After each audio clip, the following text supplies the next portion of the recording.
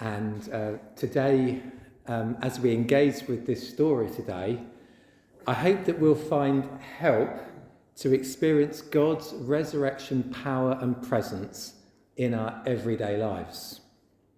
And that could simply mean that since Jesus isn't dead, but very much alive, he is alive to do what he was always doing here on earth, and able to do it through us being like him in our day-to-day lives. So let's make a start then. So some of you will know, not everybody will know, that I used to play the violin years ago. One day I might play it again, who knows, but I used to play a lot, particularly when I was young. And there was a very daunting and nerve-wracking day that came for me when I was, I think, in my kind of reasonably early teenage years, when my current violin tutor in Windsor, near where I lived, said, well, I'm done with you, not because he was fed up with me, but he couldn't do any more with me. So I suggested he go somewhere else. So I ended up having this audition at the Guildhall School of Music and Drama in London. It was a massive, big deal for me. I'd heard of this place, and it was a huge thing to go up there with my father. My dad dropped me off, and just to walk in with my violin to this great kind of amazing venue and seat for artistic, musical and dramatic learning. I just felt completely daunted. As a little brown boy walking in there with his violin thinking, what am I doing here? And I had a piece that I practiced and was ready to play. And as I walked into the room, the examiner, whatever he was called, was stood there and said hello. And I got out my instrument and tuned it up. And then I began, and it was unaccompanied. I was playing unaccompanied, this piece of music. So I began to play away, and I was just so nervous. And then something wonderful happened. Is that examiner guy who knew the tune started to kind of hum along and join in. And it made all the difference, because suddenly I thought, he's not just stood there with his arms crossed, thinking, what's this little boy doing here, this young teenager, this young lad. I felt that he was with me, and I felt that he was for me. And not that long after that, I got the news that I'd been accepted, and I began my weekly lessons in the violin up there. Another story, though, happened also with me playing the violin. Some years later than that, I was in an orchestra in London. It's quite a good orchestra. And I was the first violinist, if that means anything to you. I was also one of the youngest. And again, nobody else in this orchestra looked like me at all. I can remember one rehearsal, this particular piece of music we were doing, when we were playing away, and then just as you came to a particular phrase, and you lifted a finger off your string, and it just made a tiny noise. And normally other things would happen, but after that there was a silence. I remember the conductor, Maurice Miles. He was a fierce man, I felt, and didn't suffer fools gladly. And he stopped and said, right, who's making that noise? The whole orchestra, who's making that noise? I can hear it. Who's making that noise? One of the stringed instruments? Right, let's do it again. We did it again. We got there. It's this little ding noise. I thought, it's me. Who made that noise? He said. What would you have done? Tell the person next to you whether you would have owned up or not. Go on.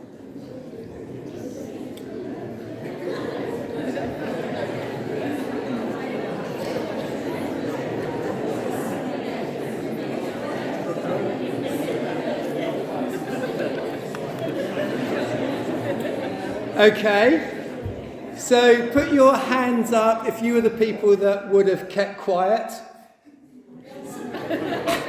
Who were the ones who would have owned up then, the rest of you? Wow! What do you think I did? Who thinks I owned up? Who thinks I didn't own up? Will you still love me? I didn't own up.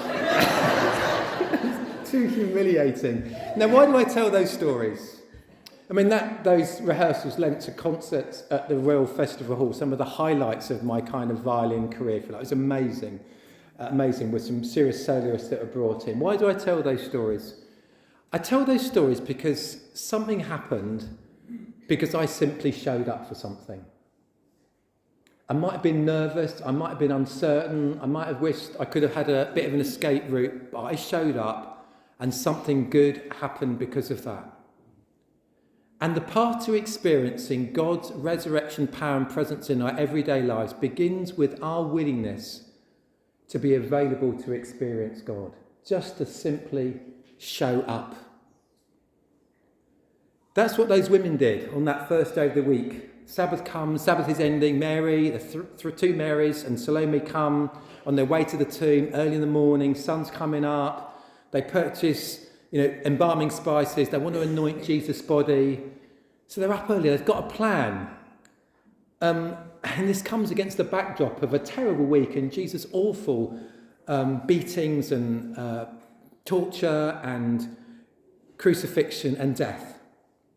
The disciples have scattered, their hopes shattered, but these women come. Along the way, they have their concerns. Who's going to open up the tomb? There's a big stone in front of it. What's going to happen? But they still go. They're still willing to show up in all their uncertainty and doubt maybe, and confusion and pain and grief and loss. They showed up. I've known people get towards the end of their lives and they know there's something important to be sought and looked at in terms of their own spiritual lives. Maybe they've been around church and Christians for a while, but I know that, and they know too, that they've never really done anything about it. It's as though I heard someone talking about this and they were saying, they've heard people say, I've never really got round to it. How can we never quite really get round to discovering the most important part of ourselves, that bit within us that God made and where God lives? Well, life's busy and we have all of our excuses. So the encouragement, I think, in this story is right there at the beginning for all that's going to come. Are you showing up? Are you putting yourself and making yourself available to experience God? Yes, we're here today, of course, but during the week, other times of your lives as well. Of course, being available can be quite scary as well. Has anybody... Now, you're not going to own up to this one, right? I just know it, right? I'll give you... If I had stickers, I'd give you a little sticker for owning up. So is anyone here... And you're only allowed to own up for yourself, not somebody else you know who's next to you, right? Has anyone here ever been on a blind date? Of course, they don't really exist anymore with dating apps and things, so explain to your children. Judith put her hands up. You both went on a blind date. Was it a blind date together? Phew, that's good. Wow, fantastic. And it's obviously led to something then. Can I ask you, if you're willing to say, if you can remember, would any of you say, how did you feel as you were going to the blind date?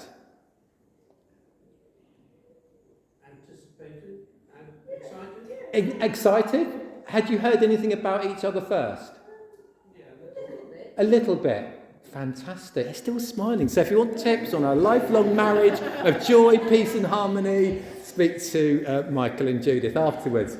I remember going on one years and years and years ago in my 20s and just thinking, what's she going to be like? What if I don't like her as soon? What if she doesn't like me? All that sort of sense of being available, showing up can still mean that we're a bit nervous, kind of. That's the point I'm making here. So secondly, having been open and being around and being available, like showing up, the second thing is that we can be open to experience God. And some of us love to have experiences and some of us like to ask questions. And what Mark gives us in his gospel here is not kind of 20 points as to how the resurrection happened and why it's true. He just doesn't do that at all. What he puts before us here is a story for us to enter and to experience. We might have lots of questions about the resurrection. Of course we do. And there's plenty of evidence we can point to that says it must have happened. But that's not what this story is about today. We want to ask so many questions about how it happened, and Mark gives us none of it. Sometimes maybe you and me have missed out on an experience in life because all we wanted to do is ask questions. Who likes roller coasters? Quite a few of you. Okay, right. Getting some really interesting feel for you people who are here today. Who hates them? Who'd like to like them, but doesn't quite get round to going on them? I'm one of those, right? Because having an engineering background, I find myself looking at it and thinking, right, when was... Is that and a particularly civil engineering, structural steelwork background as well? I'm thinking, is that really going to hold up? Some pretty big people in the queue, it looks like, Has someone done a risk assessment and all this, or whatever it might be? And other people say, just get me the ticket, let's just get on the thing. Similarly, if you've ever been on a parachute jump, which I would just not want to do. I can see myself just looking at all the fabric and is it all attached correctly, and asking the guy I'm going to be attached to, the woman I'm going to be attached to, have they been trained, have they done this before? Sometimes we miss out on the experience of things because all we want to do is get facts and get answers to our questions. Mark offers us none of it. He says, enter into this experience. Years ago, from another church, I had the opportunity to go to Uganda on a mission thing. And the Ugandan, where we went, right up in the north of Uganda, were just so pleased to see me. It was like, I remember some of them saying, it's a miracle you're here, Malcolm, it's a miracle you're here. I'm thinking, it's not. I just bought a train ticket and some people paid. But I didn't want to, dismiss what they were thinking. For them, they just want to experience the fact that someone had come to preach 2-hour sermons in the middle of nowhere who loved Jesus and wanted to share that with them. For them, it was a miracle. They just wanted to experience it. They didn't need the questions. I wonder where are you on the experience through to asking questions this morning? As you think about this great story of Jesus' love revealed for us in his death and his resurrection. Being open to the experience of God, though, can be a really scary thing. A dead historical Jesus on a cross, we can manage that. We can take him off when we want. We can look at him. We can pray to him. We can ask for his help. But someone who's alive and around us, that's a completely different prospect. And what we proclaim today is what those women were discovering. That the Jesus who was welcoming, healing, restoring, forgiving all sorts of people and bringing life in all its fullness out of God's love for every human is not just a figure from the past, but is gloriously alive today. When they arrived, they discovered a large stone was rolled away. Maybe there was questions, who did that? Who's strong enough to do that? There's nobody here. We don't get given the answers to that. They step inside to the tomb, they see this young man sitting on the right, dressed in a long white robe, an angel, a messenger. Basically, he's just there to explain what's happened. Later we'll hear, he isn't here, he's risen victoriously. Look, see the place where they laid him. What this guy first says first of all to them is, don't be afraid. They were full of fright. Later we'll hear how they staggered from the tomb, awestruck, trembling with astonishment, with their minds swirling. The presence and power of God in Jesus can cause us to be astonished, lost for words, amazed, fearful, frightened. It's like with Jesus, there are different categories of life, experience and possibility at work than we're used to. In this story, there is this fright, there's running away, there's silence, there's being afraid, astonishment, all these things. The phrase saying the women were afraid has other parallels in the Gospels. There's Peter on the Mount of Transfiguration with his friends. Jesus is stood there, all his glory is being revealed. He's standing there with Moses and Elijah. It's amazing, and he wants to build some sort of shelters for them. And it says, he didn't know what he was saying. He was so astonished. When Jesus calms the storm, the other guys that are in the boat with him, and everything goes calm, it says how they were frightened. Who is this? But even the waves and the wind obey him. There's Jesus walking on the waves another time, and they saw him coming and they were frightened. The miraculous catch of fish that Jesus made happen, Peter says, "Go away from me, Lord. I'm a sinful man." There was something about being in the presence of this power and authority that means, I'm not sure that I should be here. And for Jewish minds, particularly with all that being frightened, when these things were happening for them, it meant judgment was nearby. Watch out. The demonized man that Jesus had healed sits at his feet. All the village come out to see him sat there in his right mind and dressed with his dignity back. One of my favourite Bible stories. He's in his right mind. The whole town came out to see him. And what were they? Afraid. You ever seen, I was desperately trying to remember one of those adverts. So somebody else with a better, younger mind will remember One of those adverts when, I think there might be one, some footballers or a celebrity comes to deliver some food or turns up at somebody's house and that person has no idea, a child maybe, who's going to be behind the door. And they open the door.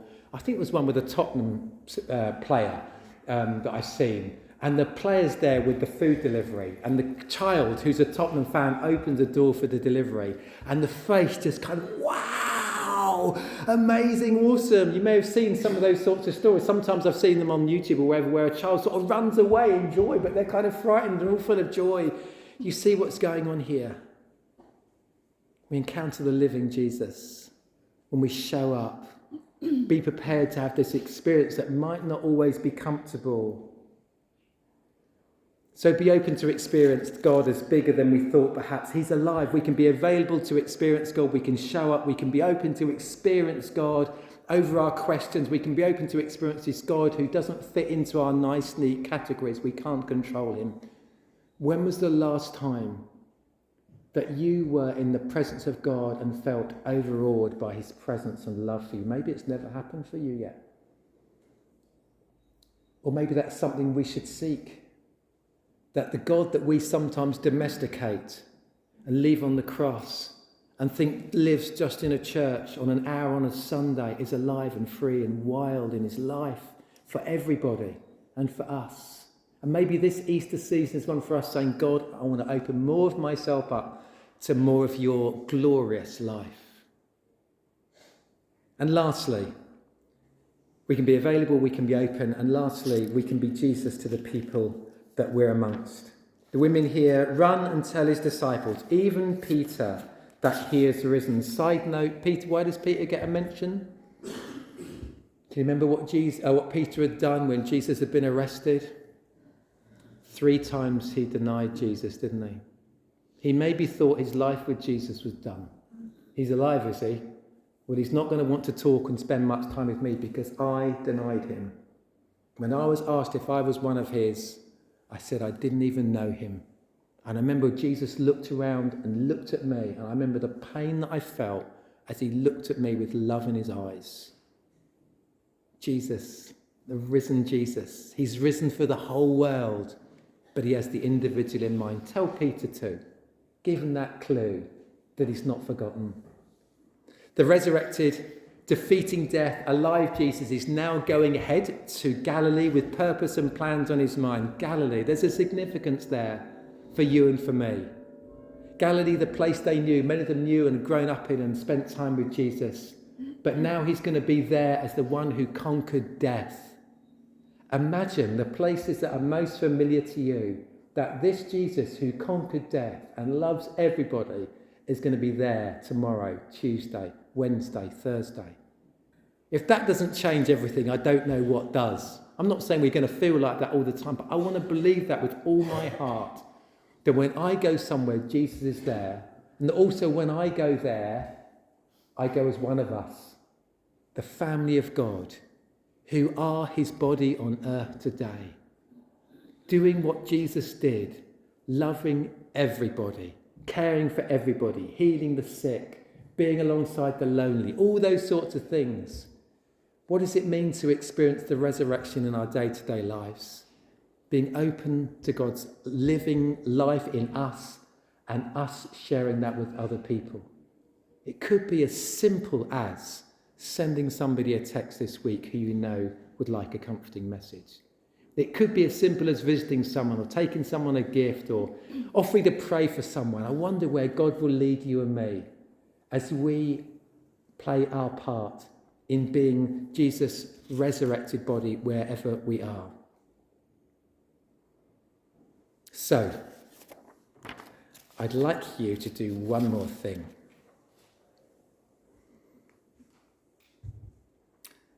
Just pause for a moment. What are you going to take away from what you've heard Jesus say to you today? Or what you are hearing, through what we sung, what we prayed, from sharing this story today? What difference is it going to make? What difference does Christ want to make through you and me?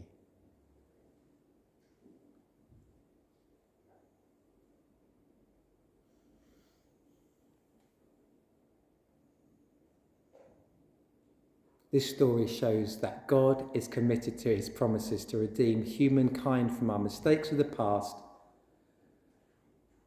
Our fractured relationship with him can be mended. In Christ's life, death, and resurrection, we are brought back into oneness with him, oneness with ourselves, one with one another, and one with his world, and we'll be with him forever. And we get to play our part in God's good news story as we show and share the love of the resurrected Jesus in word and deed, in our everyday lives, this time tomorrow, with everyone we meet, in every place we go. He is risen.